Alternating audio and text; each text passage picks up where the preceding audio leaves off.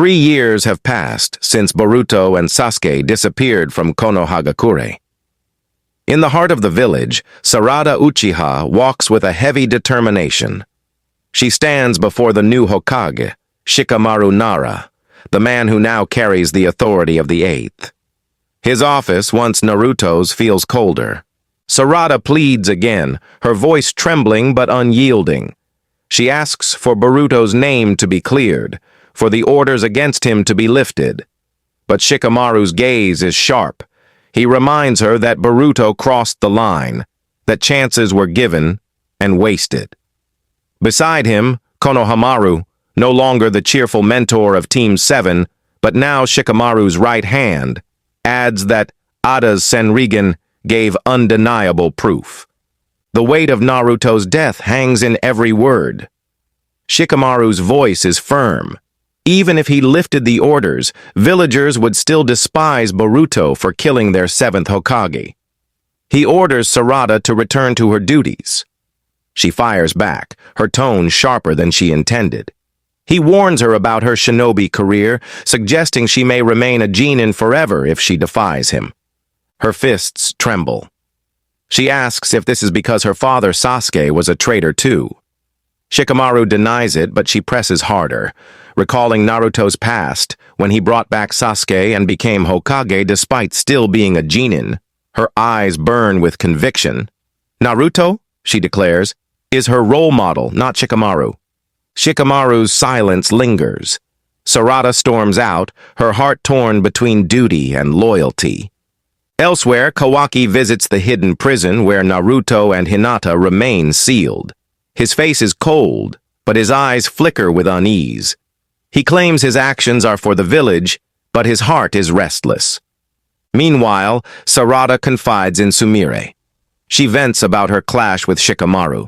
Sumire, calm but burdened, reminds her that they are among the few who remember the true history. Everyone else lives under the rewritten memories of Omnipotence.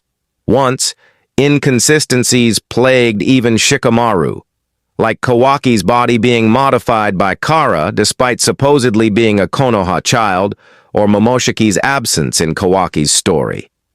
But over the years, doubts faded, replaced by false certainty. Sarada clenches her teeth. How could they fight against such a force? The two seek answers from Ada and Demon. Demon smirks, dismissing their struggle as hopeless. To him, it is an unwinnable game. Ada, with her Senrigan shining, explains omnipotence. It bends reality by rewriting memories, making lies truth and truth a mere illusion. Ada admits she does not know if reversal is possible. To convince others would be futile, as from their perspective, Sarada and Sumire's memories are the ones that appear altered. To fight, one must risk rewriting memories again, but that path is dangerous. Sarada insists truth must prevail, but Ada questions why Sarada and Sumire remain unaffected when they are not Otsutsuki. Could they be under Ada's charm instead? Her uncertainty weighs heavy. Sarada and Sumire remember Shikamaru's warning. Never let Demon find out. They mask their resolve under casual excuses. Demon watches closely, suspicion flickering in his eyes. Mitsuki visits Kawaki. His eyes, usually calm, burn with killing intent. Kawaki notices and warns him. Mitsuki confesses he only wants to protect him, but Kawaki rejects the suffocating devotion. He tells Mitsuki not to follow him around like a pervert. Mitsuki does not respond. Instead, as Kawaki leaves, he whispers to himself, "You are my son." His words vanish into the air, unheard, but heavy with obsession. On a training ground, Himawari spars with Chocho. Shikadai and Inojin watch, impressed by her progress. But Himawari's heart is not driven by strength alone. She admits she trains for Boruto. Her memories of him clash with the lies of the world. She recalls Boruto protecting her, protecting their family. She refuses to believe he killed Naruto. She feels her father is alive, and that Boruto must be in grave danger. Her determination burns quietly, pure and unshaken. Trouble brews in the village. Shinobi discovers strange claw marks. Kawaki arrives, shrinking them with his ability. The Konoha forces whisper, puzzled at Code's tactics. Why does he leave marks but never attack? They suspect his true target is Boruto, far from the village. Then, a chilling discovery. Kawaki finds a claw mark on one shinobi's neck. He erases it immediately, suspicion tightening his grip. He alerts Shikamaru and demands a gathering of all who investigated the marks. But before they can act, shadows burst forth. Claw grime erupt from shinobi across the village. The alarms rise. Unknown chakra spreads. Shikamaru orders Konohamaru to lead evacuations while he strategizes. Why now? Why attack in this moment? Kawaki and Sarada leap into action. They slash through the grotesque claw grime, but more pour forth, each feeding from the other's marks. Then, from the chaos, a figure steps out.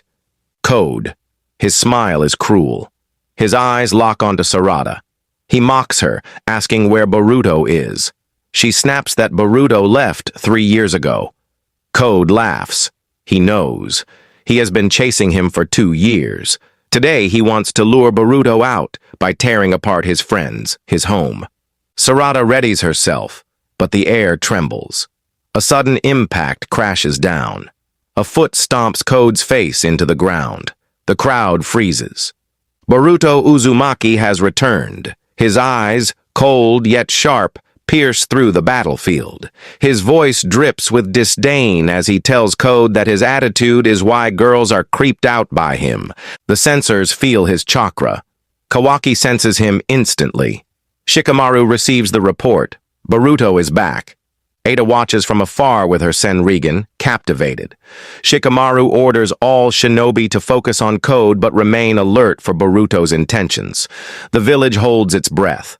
On the battlefield, Boruto stands tall, his cloak fluttering. Code rises, his face twisted in fury. Their battle is inevitable. But Kawaki's eyes never leave Boruto. More than Code, more than the grime.